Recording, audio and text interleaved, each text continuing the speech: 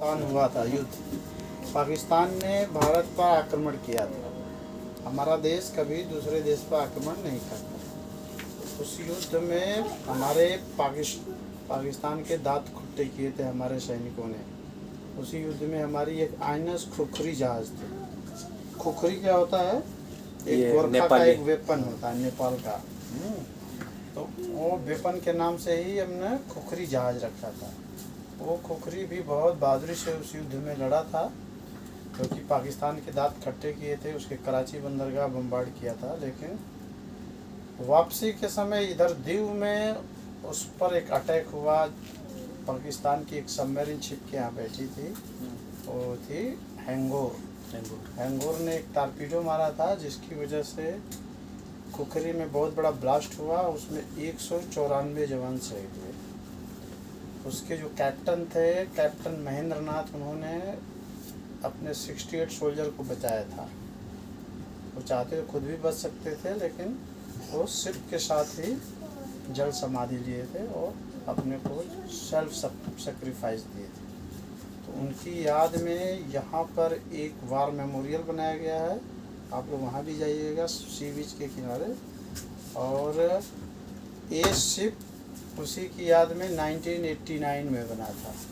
Eastern naval fleet के अंदर में था, विशाखापट्टनम। इस शिप ने भी, इस खुखरी ने भी 32 साल सेवा दिया, और 32 साल जब रिटायर हो गया, जब डिकमीशन हुआ, तो इसको विशाखापट्टनम से यहाँ लाया गया है।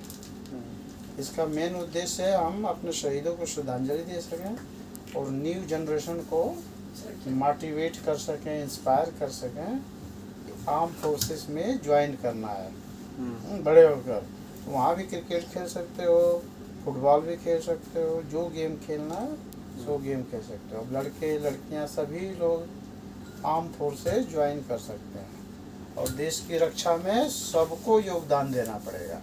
मानते हैं ना, हम लोग रिटायर्ड नेवल ऑफिसर हैं।